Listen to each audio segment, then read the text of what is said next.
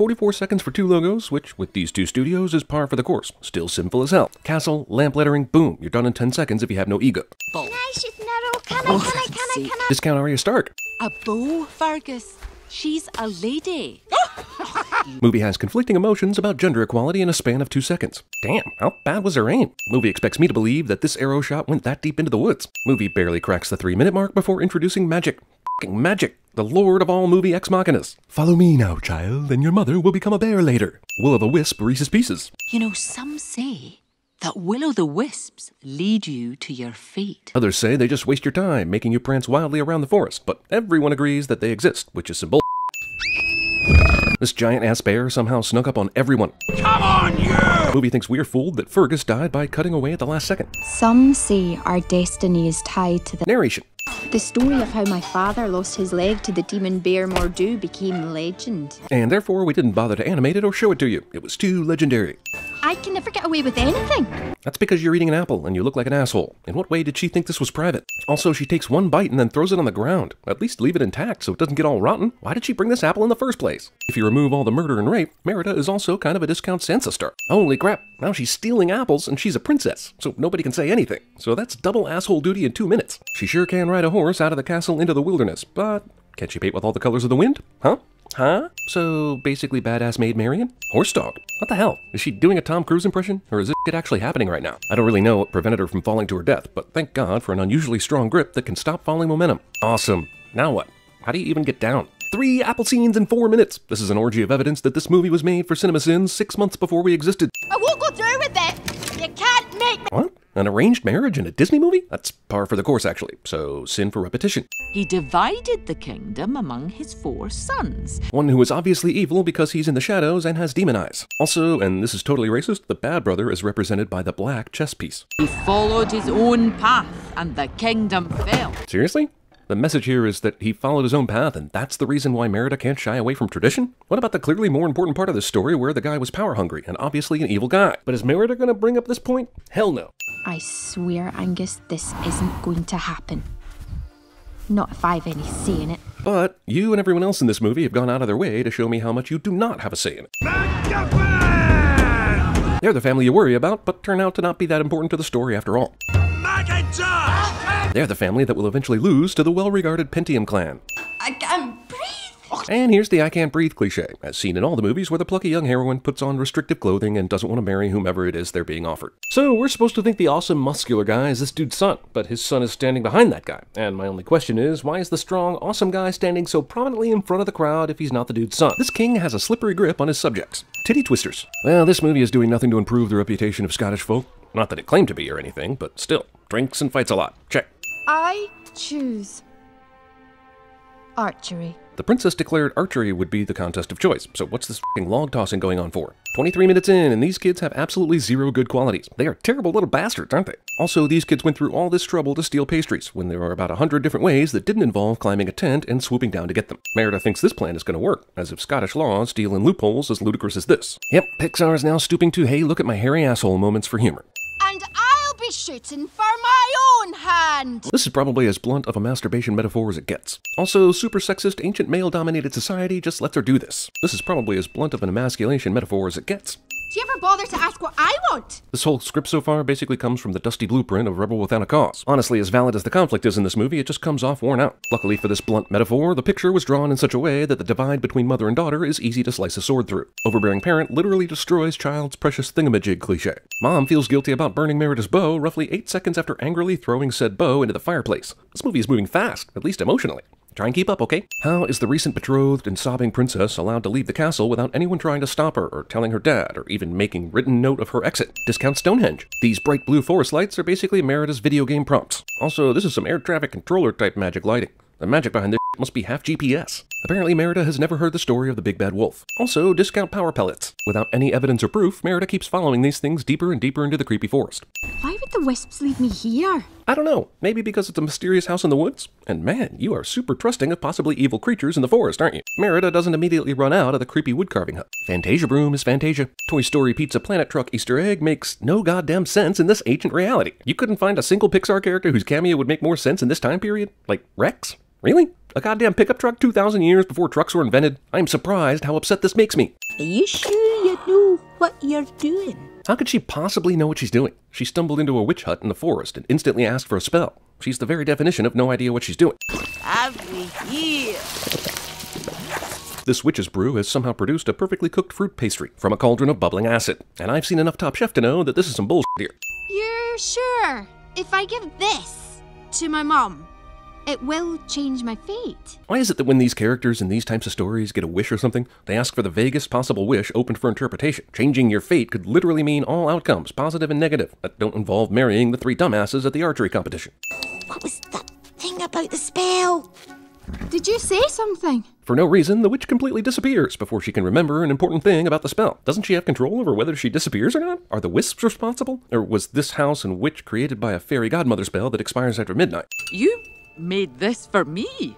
I don't know, this mom seems awfully trusting of her rebellious daughter after the she pulled today. Did Meredith's mom really just turn into a bear? Because that is not the movie I signed up for. I know she said, I want a spell to change my mum. but that was frighteningly vague and contained no mention of bears. Also, if you're wondering why this Pixar original didn't connect with you like you thought it might, look no further than the story, which sets up this badass independent woman as its heroine and gives her nothing to do except clean up a mess she started. Also, and they finally did it. Disney remade Brother Bear and made it into Mother Bear. The witch is to blame. But actually, no. Even though she's seen the shadow and saw her claws and all things pointing to being a bear, the mirror is what sends her into a surprised frenzy of destruction. It's funny her mom is still trying to be prim and proper even as a bear, but I'm shocked she's not concerned about her safety right now. What's worse, that this guy can smell a wife bear at over 500 kilometers? Or that said wife bear doesn't realize this and get the f*** out of Dodge as soon as she realizes she's a goddamn bear?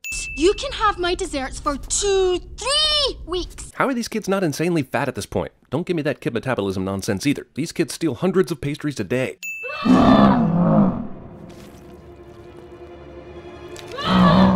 The idea that a bear growl can be made this way, and a chicken on a stick even comes close to looking like the shadow of a bear. Talk to the bear hand. I can't believe it.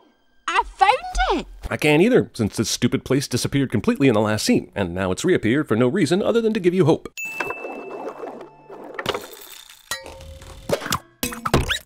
Rube Goldberg, Ex Machina. There's one bit I forgot to tell you about the spell. Yeah, there really was no way I could just hang around for 5 more seconds, or leave you a note that didn't require a Rube Goldberg contraption. One more time. Fate be changed. Seriously, this couldn't be written down? Magically etched in stone? Welcome to the crafty carver. What? Remember when the witch did this earlier? She went through 3 choices, one ending with, if you're that red-haired girl, use vial 3. But instead of waiting for that, Merida panics and throws all the potions into the cauldron because she's a dick. Also, despite the fact that Merida just screwed herself anyway, couldn't the witch have left a few more vials of number 3, just in case she needed to hear that message again? How is that crown still on her damn bear head? Hell, that should have fallen off and gotten lost as soon as she went into bear mode. Look, either there's enough room to hide from the rain or there isn't. Don't show me a structure that seems to have all the room, and then show me 2 protagonists camped out on the edge, to where they're both getting rained on a ton. I mean, move back 10 inches, Jesus. I'll always be right here. Even if I'm a bear. This fire is the exact same fire in the fireplace from earlier. A princess should not have weapons, in your opinion. Merida tries to teach her mom a lesson about how it's good for a princess to have weapons, in a situation where they both are in this mess because of her in the first place. Yep, her mom is still a bear. Just popping in to clarify that continued apparent fact. Do bears even like their fish cooked? I can't imagine why or how or why they would, considering they can't start fires. I know this particular bear used to be human, but is there no bear inside there at all? 3 sins in one here. She thinks bears fish just by opening their mouth. This fish jumps directly into her not moving open mouth, and she spits it out like it's gross. Lady, you are a bear now. Get with the program. Yes, what every icy mother-daughter relationship really needs is for one of them to be turned into a bear and face the hardships of salmon fishing. Mom's full transition to wild bear happened really fast because I just saw a montage of her romping with her human daughter for like 5 minutes. And now this? I thought she had until the second sunrise.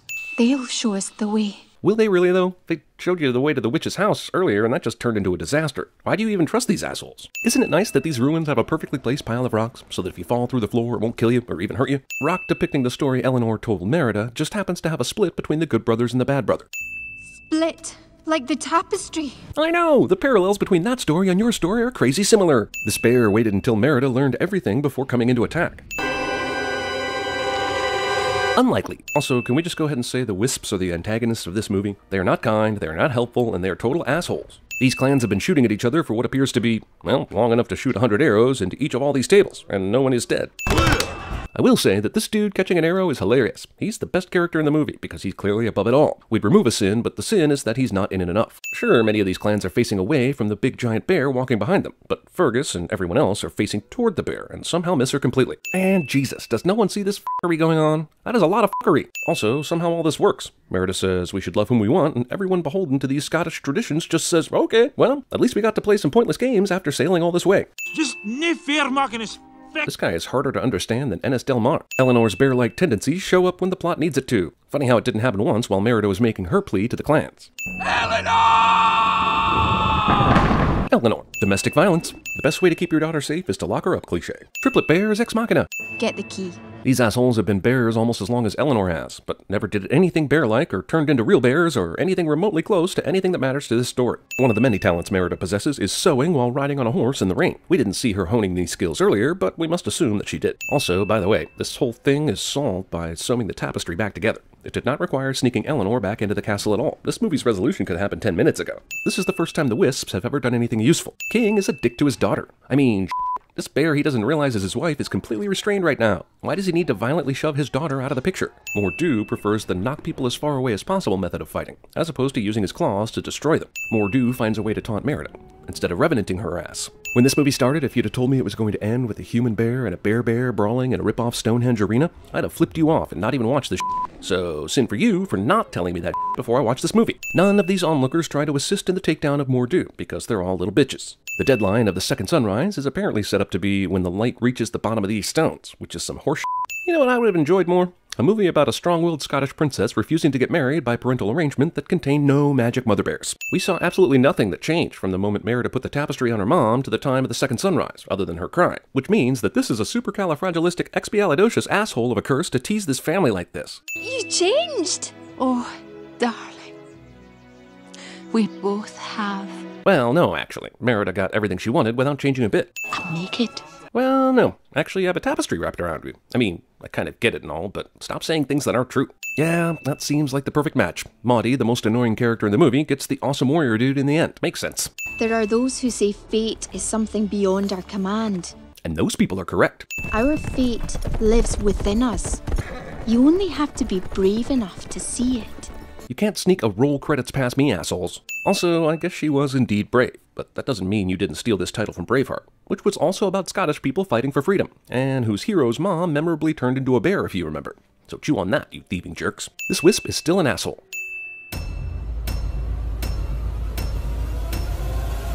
If it's no Scottish, it's crap!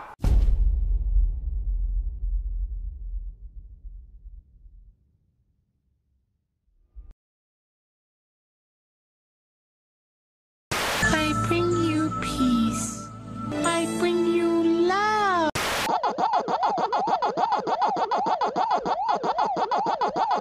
Some say our destiny is tied to the land. Jon Snow.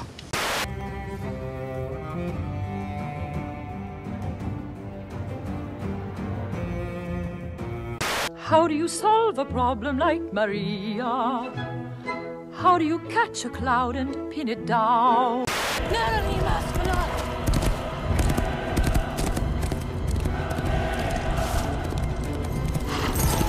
The bunny's scared, Mike. The bunny's scared of you. And you got your fucking claws because his fucking fangs, claws and his man. fangs, man. And you're looking at your claws and you're looking at your fangs. And you're thinking to yourself, I don't know what to do, man. I don't know how to kill the bunny.